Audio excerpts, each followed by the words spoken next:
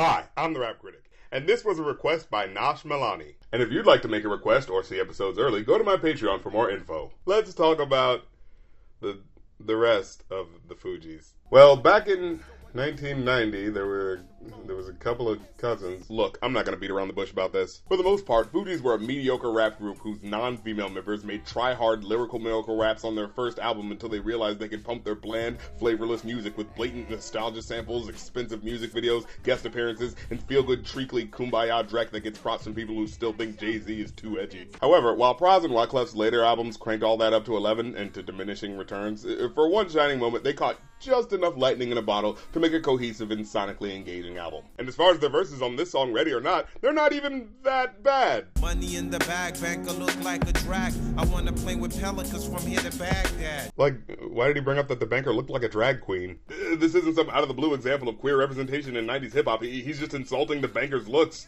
and it seems kinda uncalled for. Like, what did she do to you? On the 12th hour, fly by in my bomber. From a cover, now they under pushing up flowers.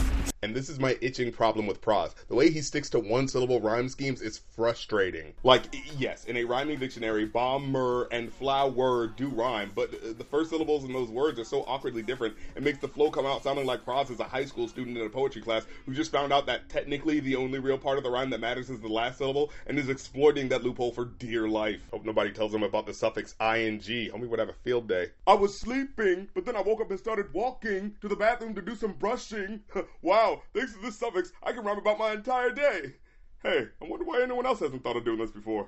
I must just really be a smart person. So, as expected, Pras and Wyclef are awkwardly inept rappers, and it looks even more embarrassing that such basic rhymes are being spit over such a cryptic beat and a spectacle of a video. What a video it is. I mean, it's got everything. Explosions, jet skis, submarines. Plot. Then again, expensive music videos for mediocre rappers were like the 90s equivalent of laser light shows for mediocre hair metal bands. So it makes sense that these guys were some of the first ones to do big budget videos like this. But of course it's not all bad. To pick up the lyrical slack is your girl Lauryn Hill. I play my enemies like a game of chess where I rest. No stress if you don't smoke sense. Less. My destinies manifest. There's some vortex and sweats. I make tracks like I'm homeless. See, Lauryn opts for a more complex flow. And while sometimes there aren't as many syllables, the varying points of rhyme feel like threads that her effortless flow needles through. Rap orgies with Porgy and Bess. Wait, what was that bit about the orgies and Porgy and Bess? Oh, okay, see, Rap Genius interprets this as meaning she wants to get a bunch of rappers together to rap over the music of the all-black 20th century opera Porgy and Bess. And, yeah, I mean, fuck it, hey, they made this weird shit work, so I'd at least be willing to give it a chance. And oh yeah, we gotta talk about just how fascinating this song's very existence is. Seriously, who else in 1996 was singing 60s doo-wop over electronic Irish meditation music? That sounds like a joke just saying it out loud. And by the way, for those who don't remember the phenomenon that was Enya, this is a song from her debut album, and it's called Boadicea, which means victorious, and it's about the queen who led a strong resistance against the Roman emperor in 60 AD, but was unfortunately defeated soon after. So the original song is about a group of rebels led by an iconic woman whose story ends in that group's almost immediate destruction. Not that there are any parallels, of course. So let's talk about that other sample. Ready or not, here I come.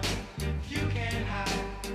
Gonna find you and keep you right. So the original song is about how no matter where you run and hide, he's gonna find you. Which sounds a little stalkerish, but it's 60s doo-wop.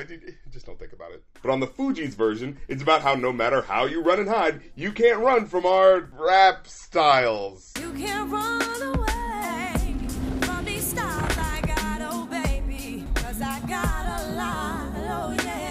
It's such a cheesy 90s brag rap sentiment that would work if the beat was in any way aggressive, but instead it's this ominous muted humming that tricks you into thinking the song is going to be way more important than it really is. Cause like, you got Lauryn Hill singing this smoky, passionate vocal line, delivering a message of warning, a foreboding harbinger for the musical powerhouse that is these guys.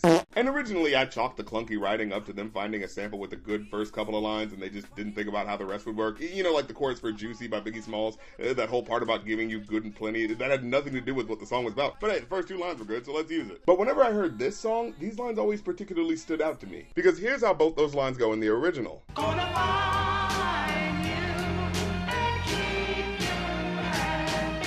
Gonna love you and make you love me. But she doesn't just repeat those words, which would make an awkward disconnect between the original lyrics and the remix. No, she in fact replaces the original words with lyrics that sound even more desperate when you think about it. Gonna find you and make you want me. I mean, why would a song that at first sounds like they're issuing an intimidating threat then have a lyric about making you want them? That's not very threatening. And, well, according to his memoirs, Wyclef confessed that he knew she was secretly singing about him and the private relationship they had while he was married to another woman. So, now that I think about it, the brag rap stuff is the aspect of the song that sounds awkward, to the point where the whole breakdown part about how your whole crew is gonna know about it feels more like a personal relationship lyric than I think they were expecting. You can't run away, even if you lived at 5281 on Lexington Avenue. Hey, that's my address. And at first I thought, okay, it's just a brag rap song, whatever. But then you realize a lot of the time they're not even really bragging. Wyclef's in a state of sleep, thinking about the robbery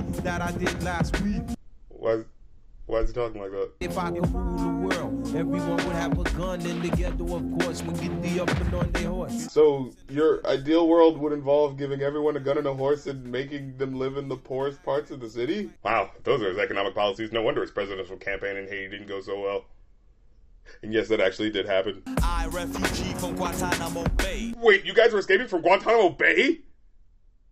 I feel like that point should have come up a little sooner. Well, anyways, I give the song a 4 out of 5. Wyclef's sampling choices here are incredible. Lauryn Hill's singing is inspired. And Pras's verse wasn't the worst verse he's ever made, so, he did his part too. Well, that's the episode. Please like, comment, subscribe, hit the bell if you like my stuff. You know the whole self-promotion thing we gotta do to keep the show running. Check out my Teespring if you want to get new Rap Critic merch. Go to my Patreon to see episodes early and make requests. And if you want to hear the music I'm listening to, join my digital radio streams on Stationhead. Every Thursdays from 7 to 10 p.m. we'll be listening and talking about music and music news. You can make requests and talk back in the chat room. And we have guests come through every now and then, including guys like Open Mike Eagle, Tone Deaf, and Kill Bill. So come through and hang out with us. It's pretty fun. So check out all that fun stuff, and I'll catch you later.